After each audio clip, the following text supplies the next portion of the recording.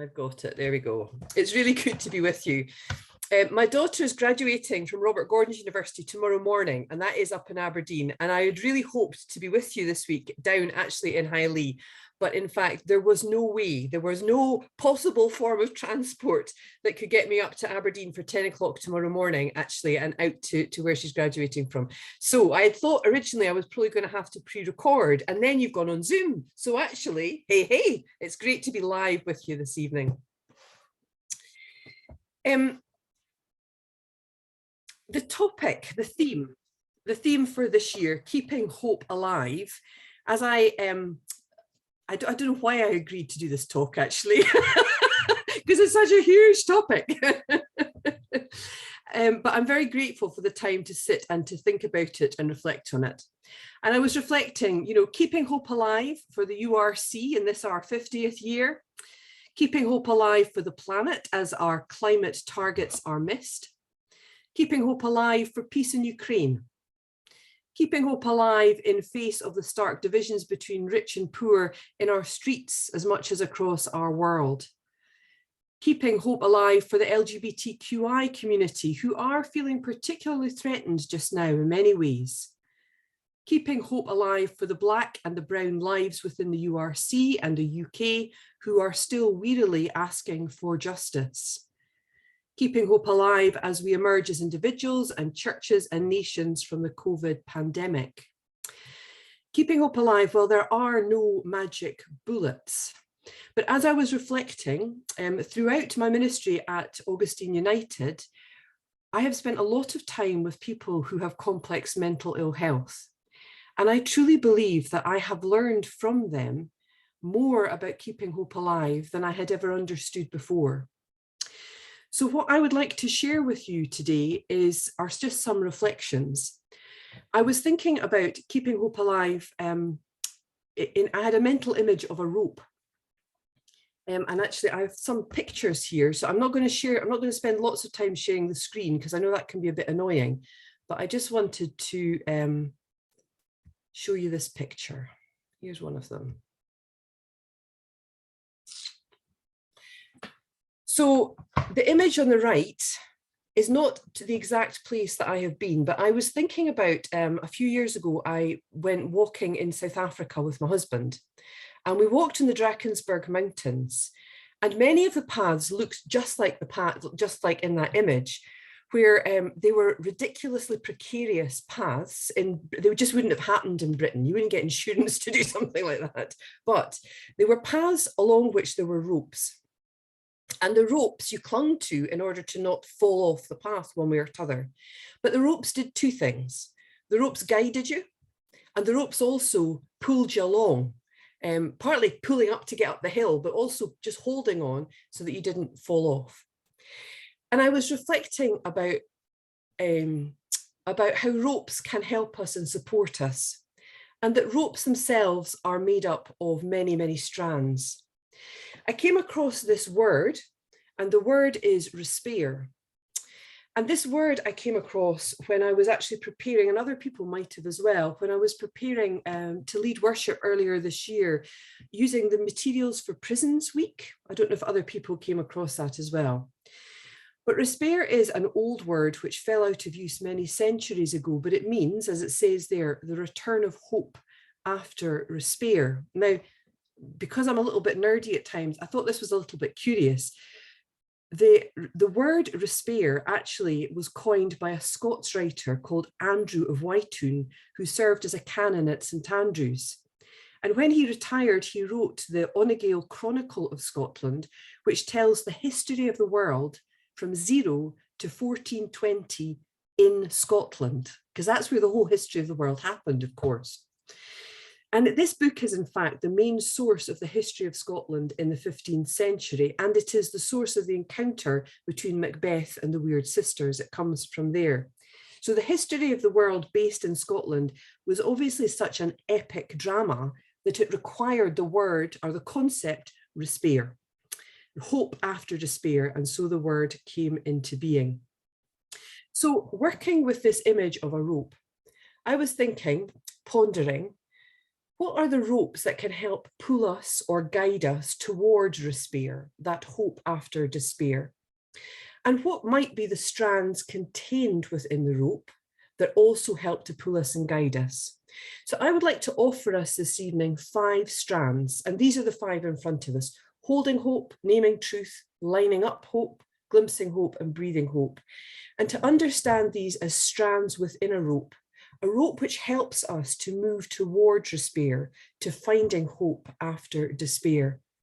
And what I'm going to do this evening is, as I go through these strands, at the end of each one, I'm going to have a short pause. I'm going to post a question up on the screen and invite us simply to have a time of quiet reflection. There's questions for us to reflect on as individuals, but also to think about our community and our global setting. You might want to take time to write things down, or you might just want to sit and think, but it feels quite important to offer some gifts which are about nurturing hope in this time, because it feels as if we really need to be doing that in this time for all of the reasons that I mentioned. How do we keep hope alive? Ukraine, the environment, our churches, pandemic, all sorts of things. So I hope that this will be a spacious offer for reflection, and that the questions and things that, and the thoughts that you have will be things that you'll be able to reflect on again within yourself, but perhaps also to share with each other. I wouldn't for a moment assume that I know any more strands of this rope that moves us towards despair than anybody else in this room. But I offer these things to pump prime your reflections.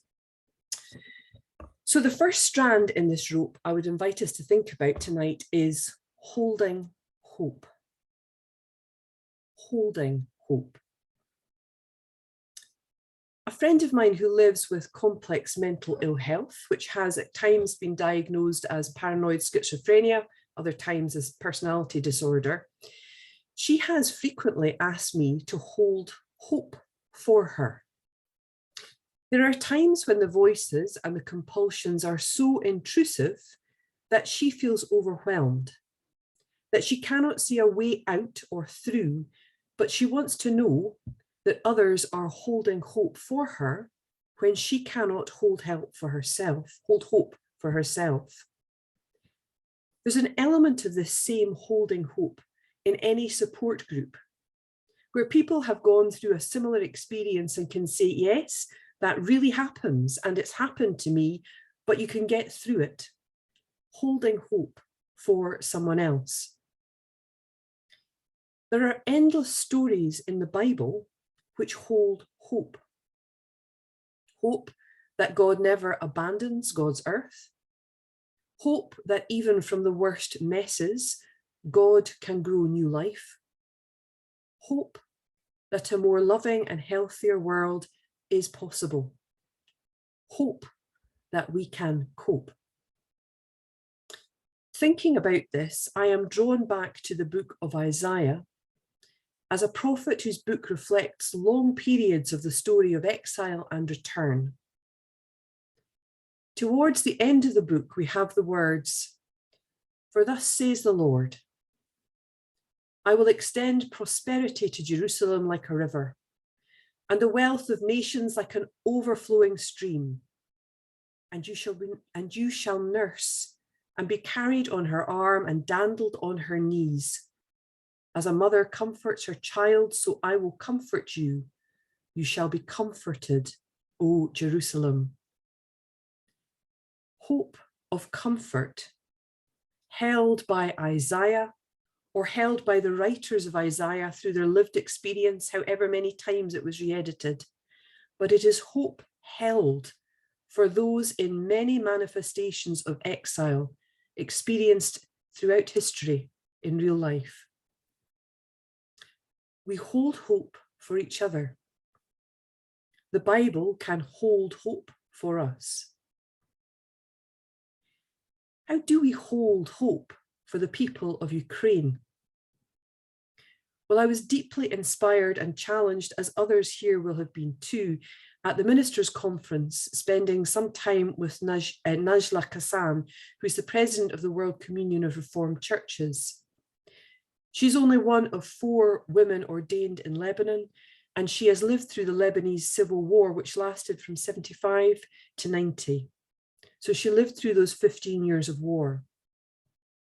So when she went to visit the Hungarian Reformed churches in Ukraine, to stand in solidarity with them, she could hold hope for them, not in glib platitudes, but as one who has gone through it and knows it is possible to come out the other side. She is holding hope for them.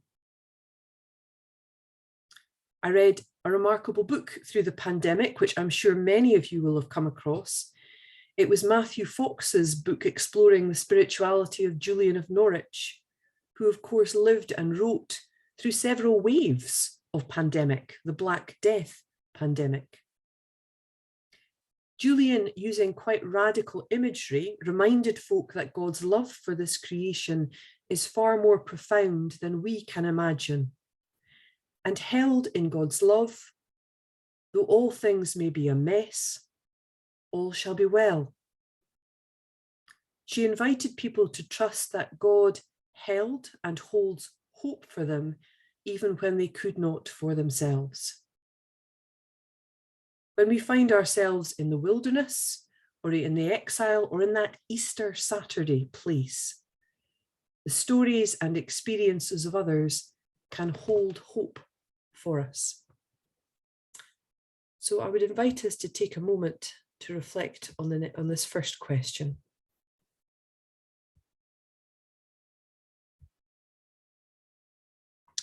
Holding hope.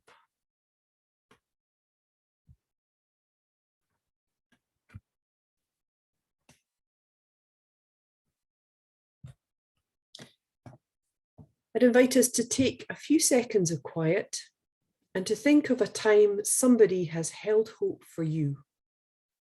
It could be for something personal, or it could be about a situation in the world which you were despairing of.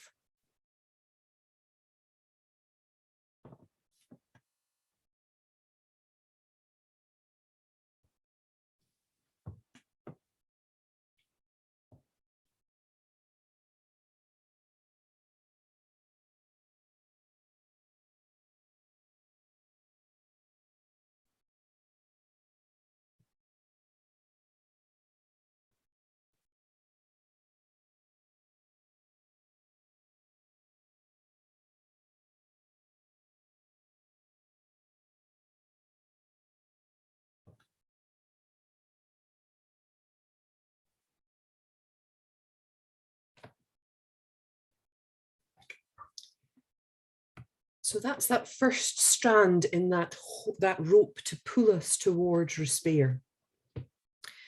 The second strand I'd like to suggest is naming truth. Naming truth.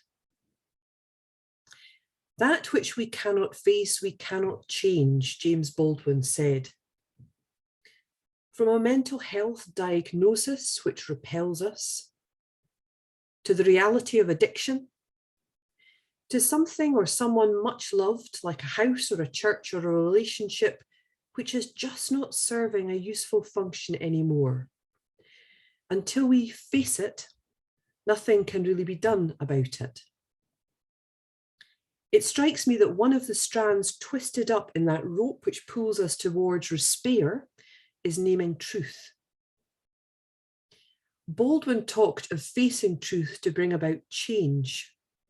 Well, there are also some situations which we may face up to squarely and yet feel quite powerless to change. I wonder if this is part of the experience we find in the Psalms of Lament or disorientation, as Brueggemann helpfully called them.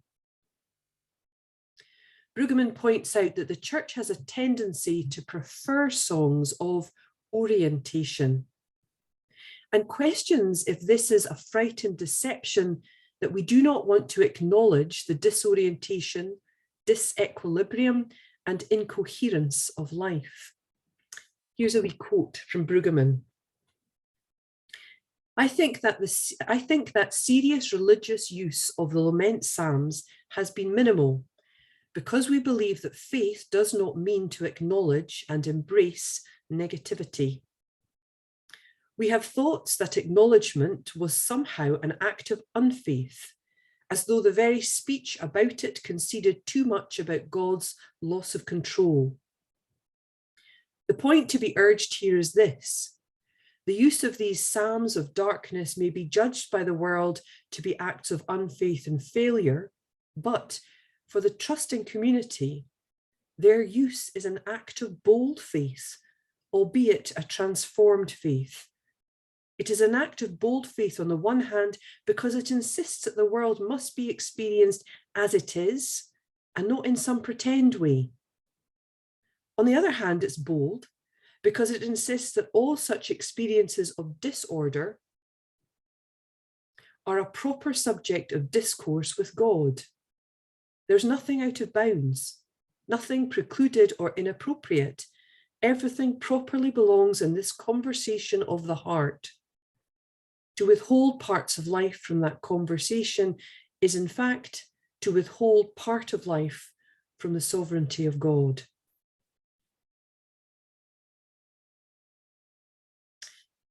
In facing truth as a strand in the rope that pulls us towards despair, I am drawn back to Najla Kassam as she reflected on the situation in Ukraine.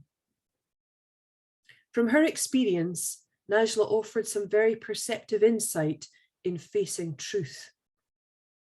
She made the blunt statement that war is all loss.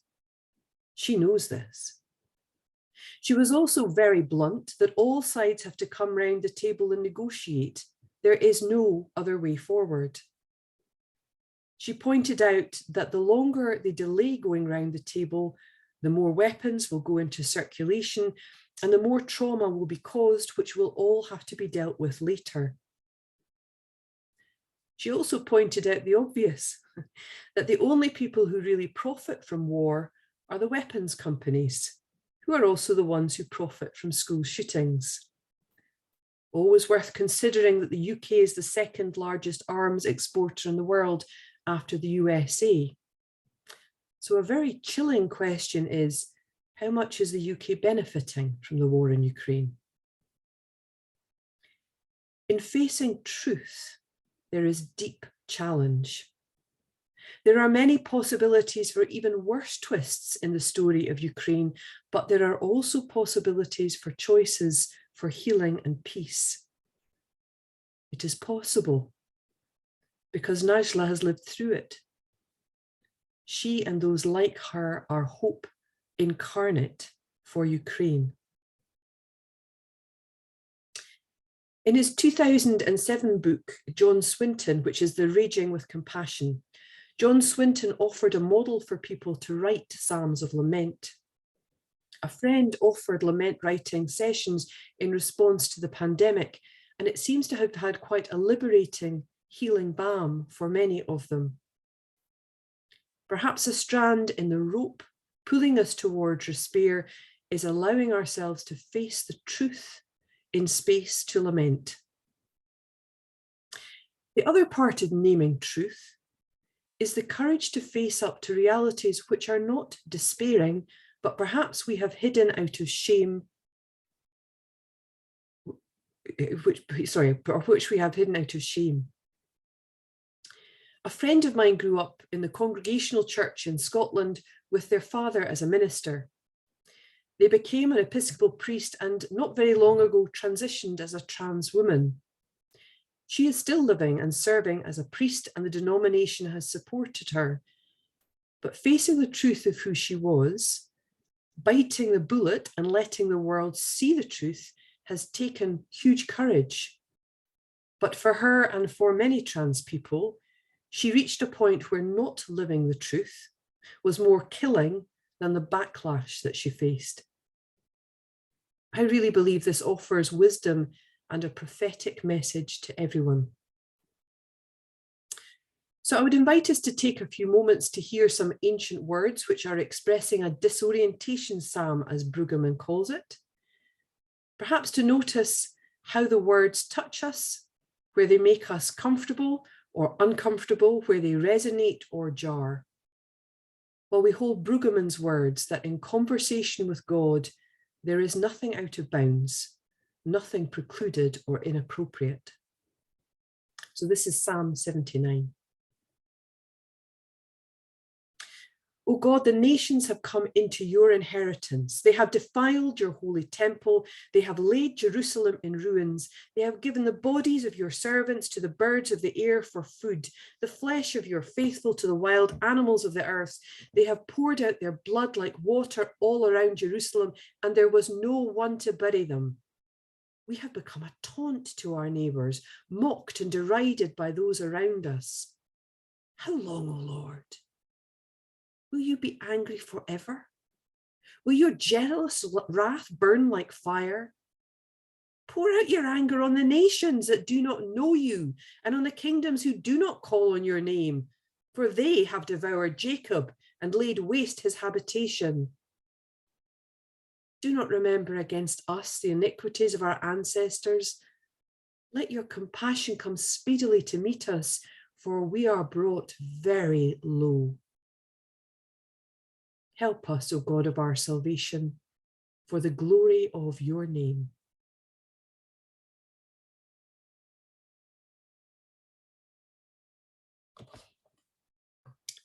And now we move on to our next slide.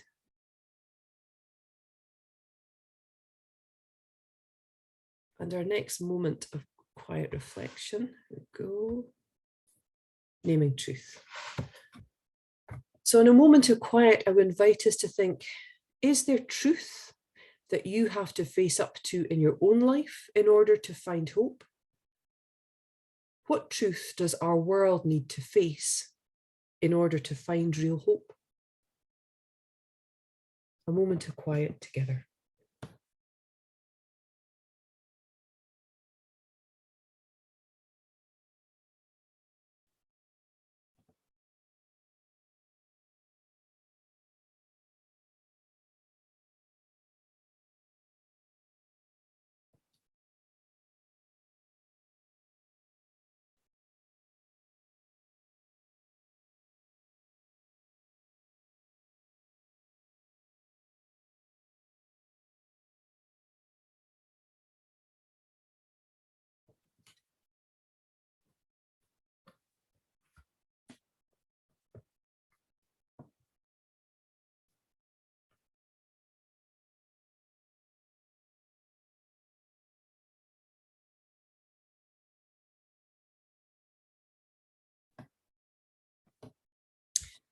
The third strand in the rope is lining up hope. My mother-in-law was a primary school teacher for whom teaching was a complete vocation. She commented many times that when you teach a child to read, you go over the shapes and the sounds and blending the sounds again and again and again. And for each child, there is a moment, not teachable, rarely predictable, when suddenly all the connections line up in the brain and the child goes from being a non-reader to a reader. I wonder if the concept of despair does not share some of that experience. When we find ourselves in situations of despair, they can be deep holes with insurmountable and slippery sides. When we find some energy, we can do things whilst we are inside that pit that still keep us safe.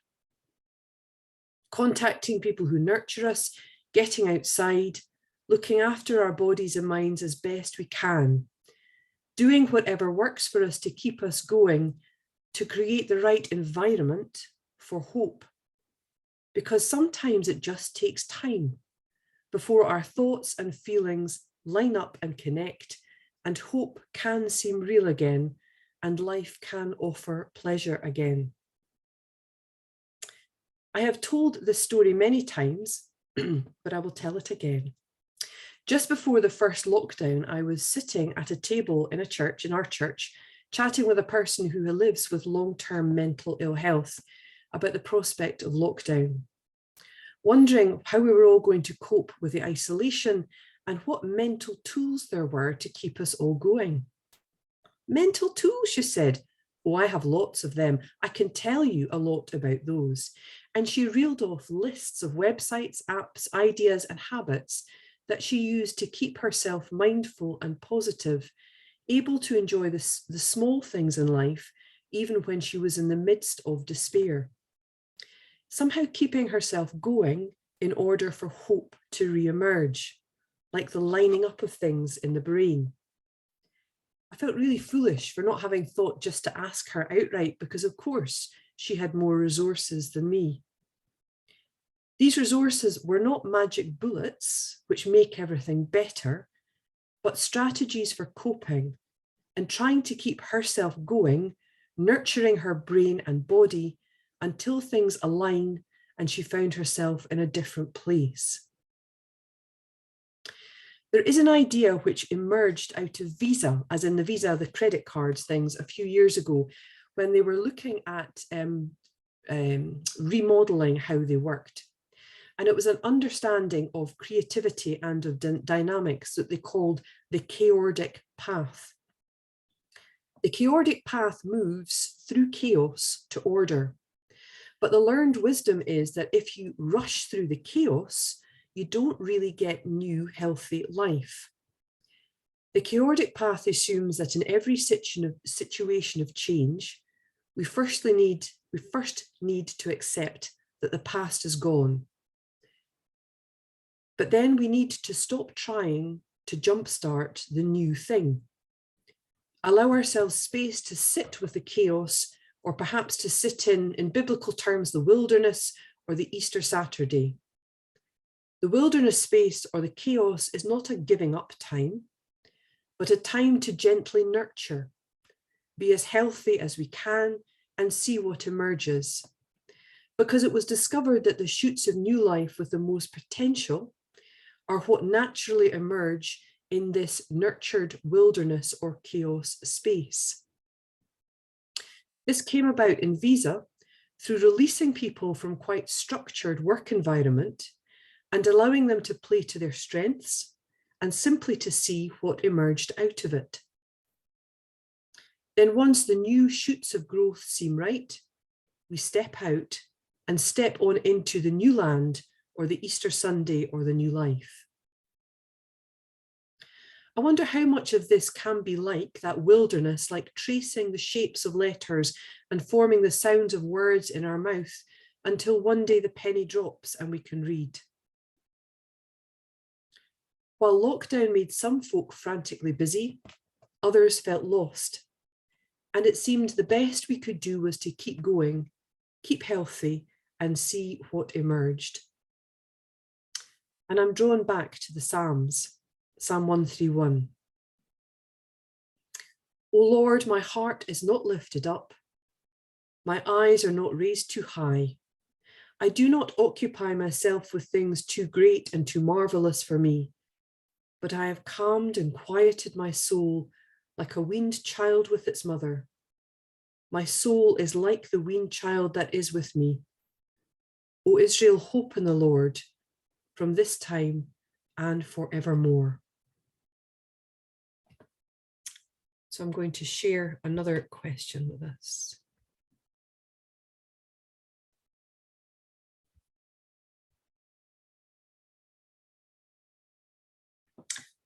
Lining up. What calms and quietens my inner being, keeps me healthy and open while I wait for new life to emerge? What nourishes, and by that I mean the same stuff of quieting and calming our church communities? What nourishes this world?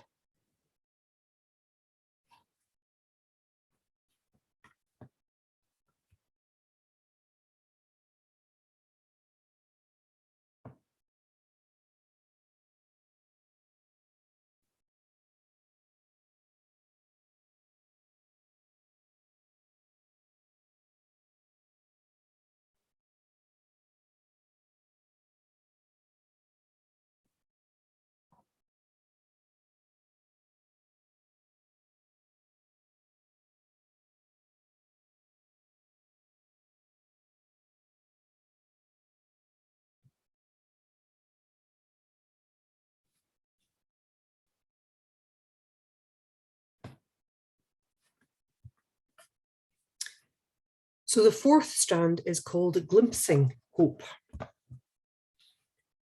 Stories of turning tides and glimpses of dawn.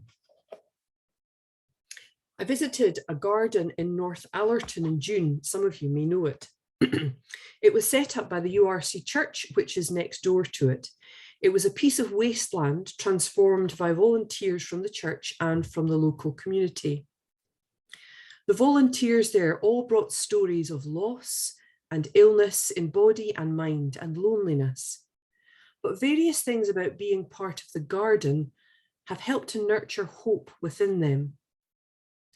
Being outside and watching the plants you tend growing and going through the cycles and seasons of life has helped to nurture hope. Chatting as they worked, always stopping together for a cup of tea and cake, making friends with people from different walks of life, creating a space which is a quiet haven for the town centre, for shoppers, and a hidden fire pit for local schools and brownies.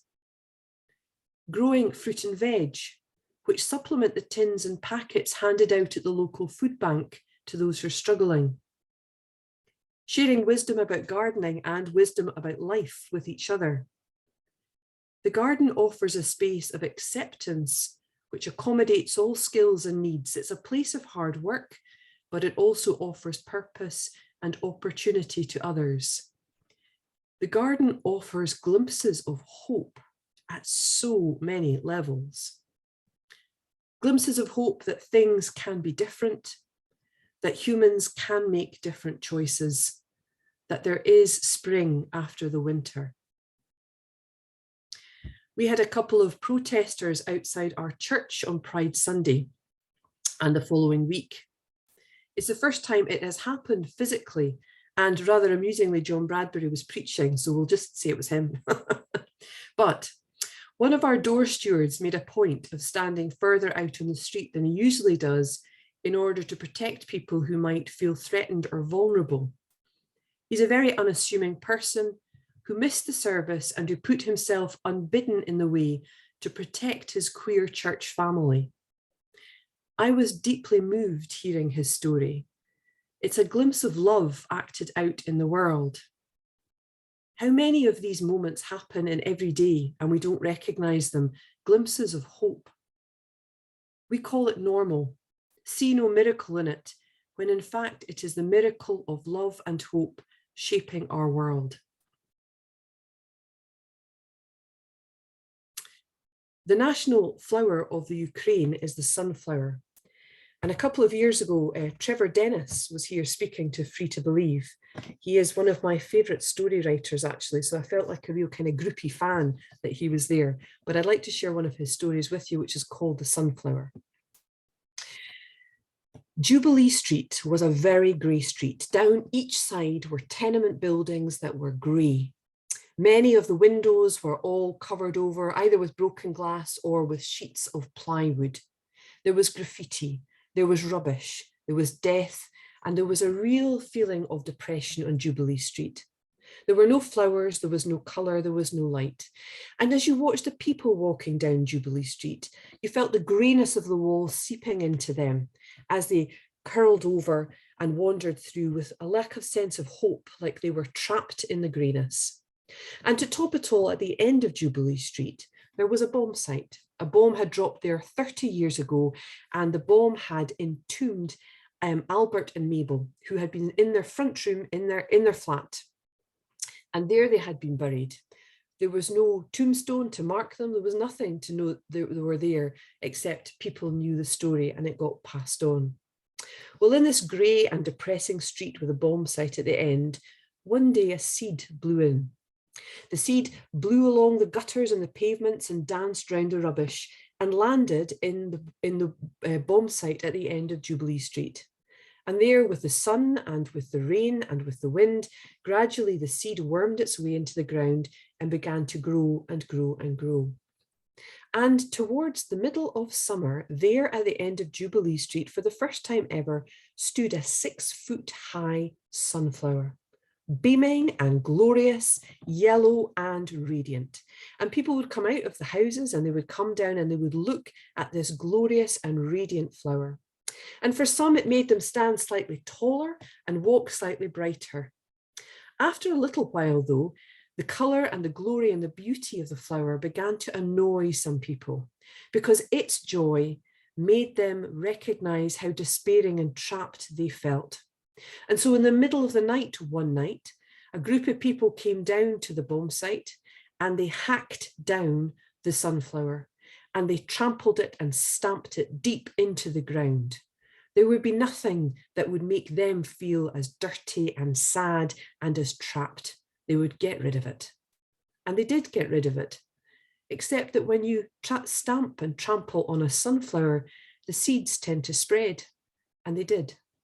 And so the next year, there wasn't just one, but dozens of sunflowers all over the bomb site at the end of Jubilee Street. Albert and Mabel had beautiful celebration to mark their grave, and hope and new life and colour bloomed. So there is a lovely, I hope it offers, it's a Ukraine story as well. Again, here is a slide with some questions to reflect on.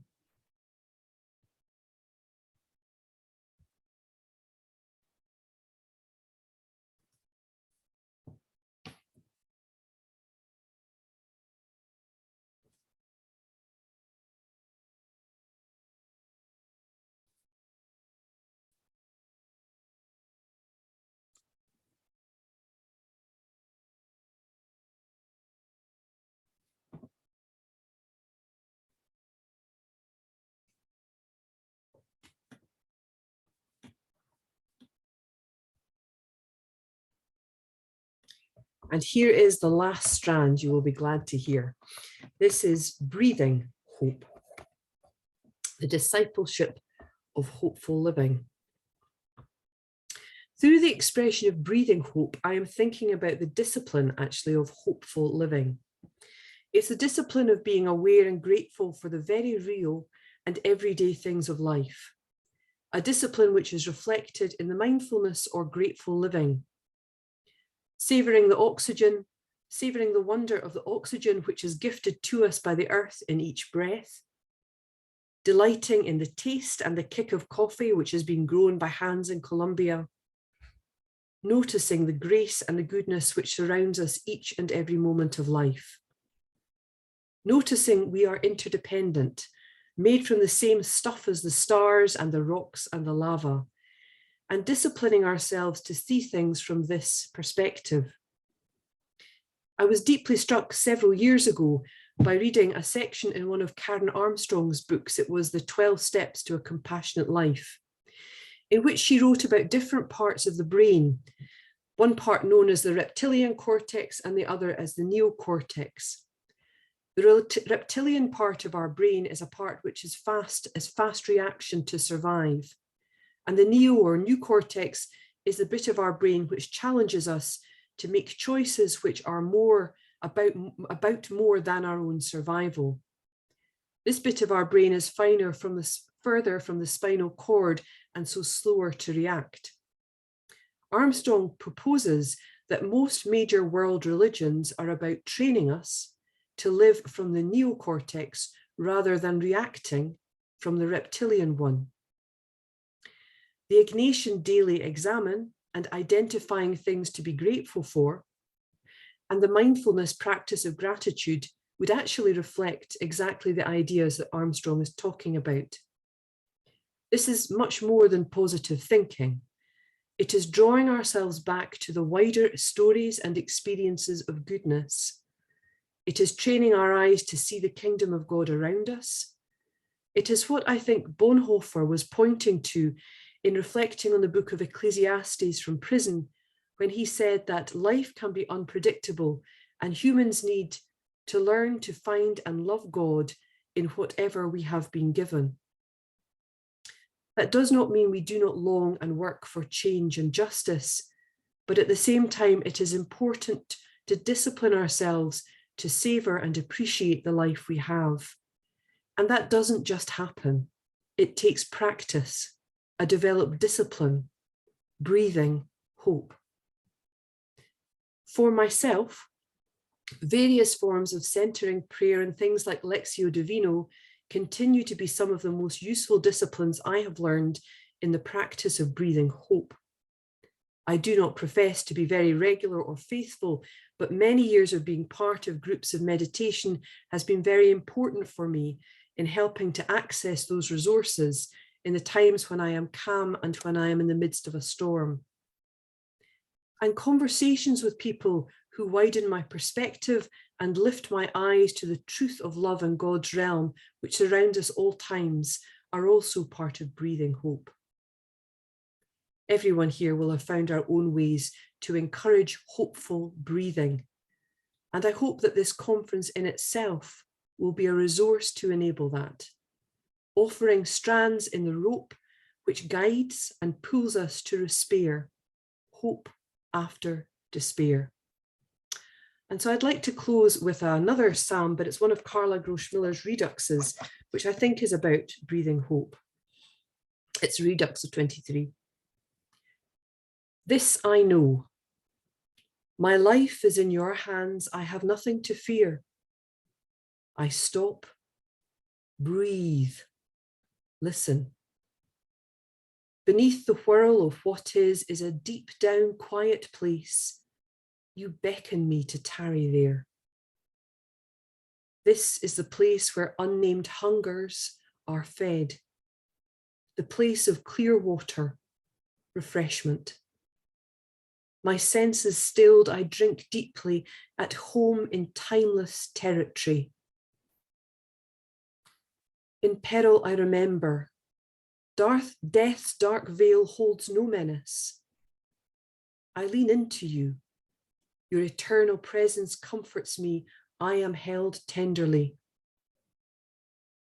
In the midst of all the troubles that threaten and diminish, you set abundance before me.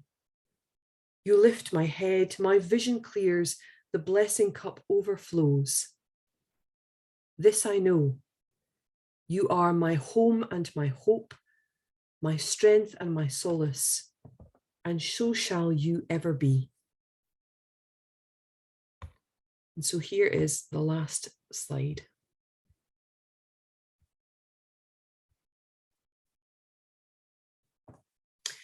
Despair, the return of hope after despair. Can you identify other strands in the rope which guides us towards keeping hope alive? I hope some of those thoughts are helpful to you, and I hope that they inspire all of us to think and to breathe deeply and to find despair, the return of hope after despair. Thank you.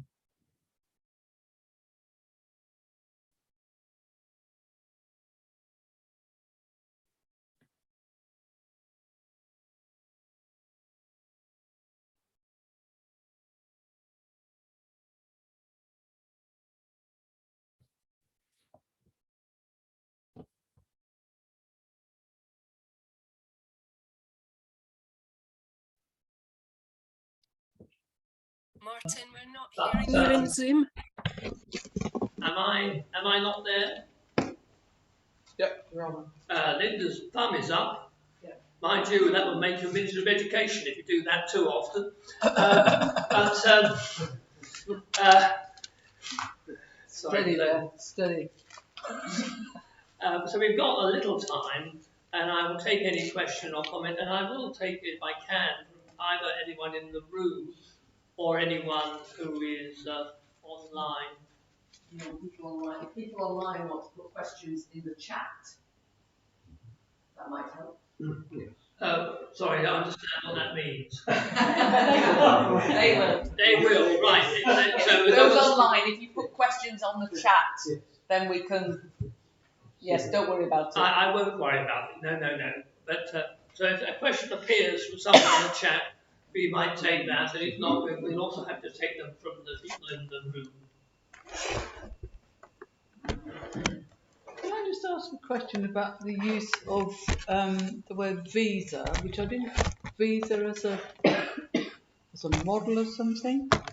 Will I answer that?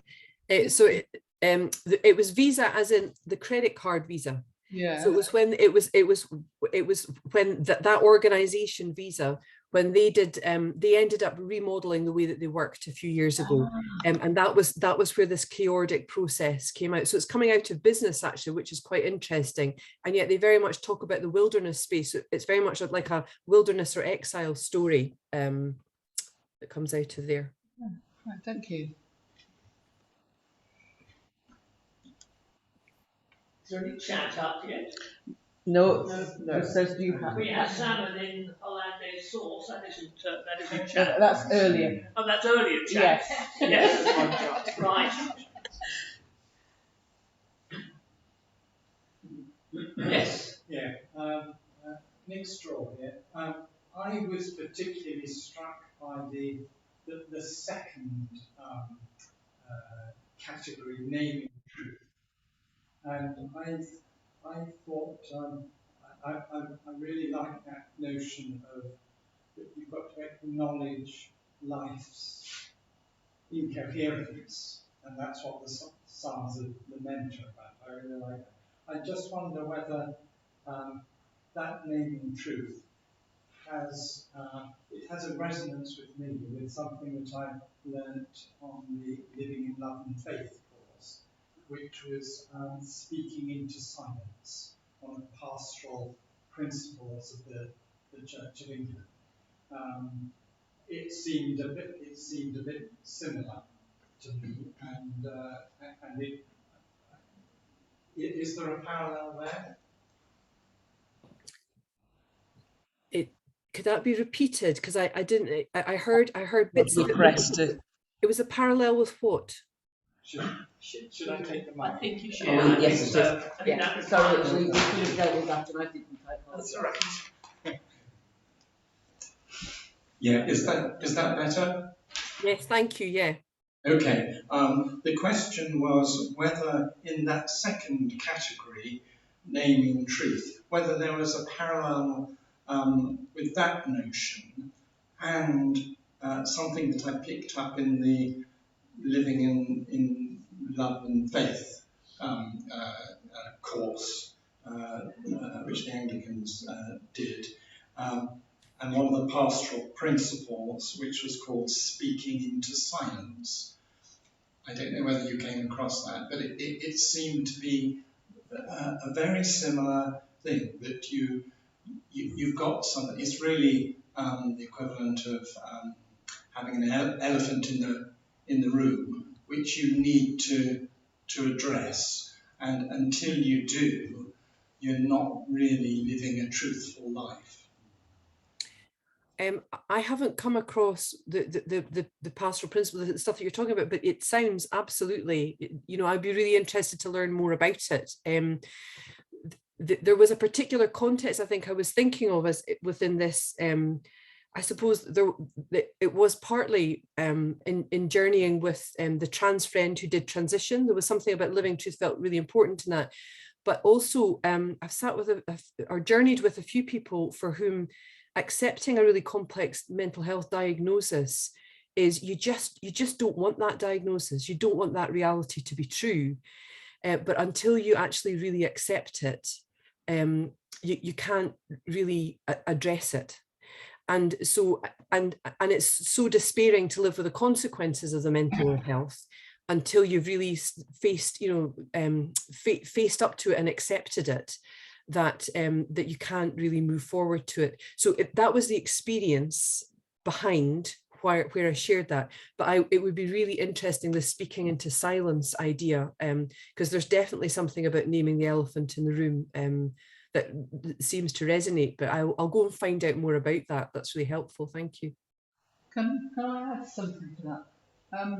I understand that in some ancient religions, there were these mythical creatures that man himself created, which guarded the sacred flame. And these animals represented anger, greed, all of the things that we have within ourselves and try and pretend that we don't. And for them to get to the sacred flame, you had to face up to those things in yourself. Until you could do that, until you could name the thing, until you could face up to that shadow, you couldn't get past That was their way of explaining how you need to face up to what's wrong with you before you can make any progress. And I think that has a connection. It's slightly different, but there are things that get in our way, and we want to look the other way and not say, oh, I'm not that. But actually, we have to look at it and we have to deal with it and acknowledge that it's there. Maybe we can't get rid of it, but we have to acknowledge that it's there before we can move on. I will take another comment or chat if there is anything. Right.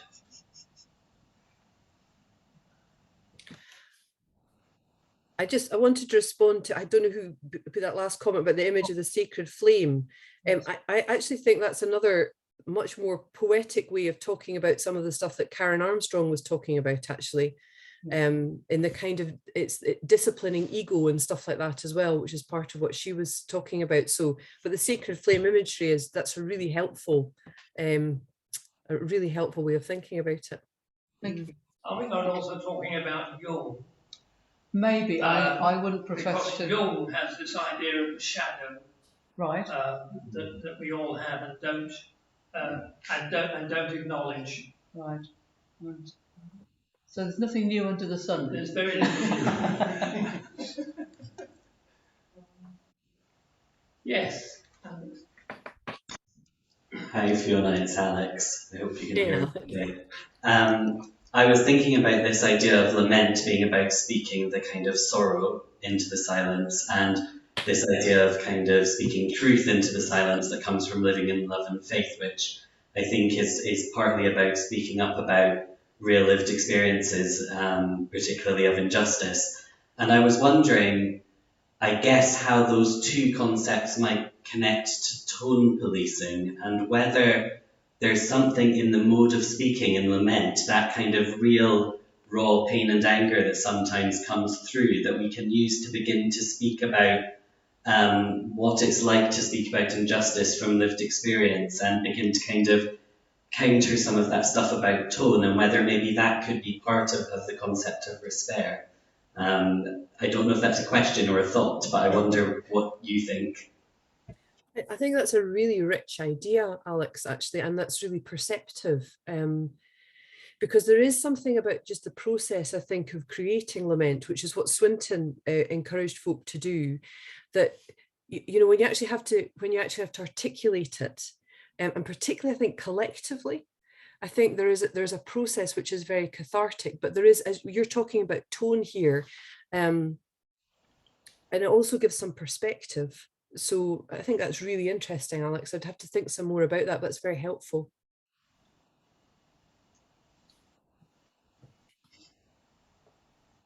Can I ask, can you? I think I'll have my turn. Yes. Yes. Two actually, Mary. But of course, if no one else has got anything to say, I will come back to you.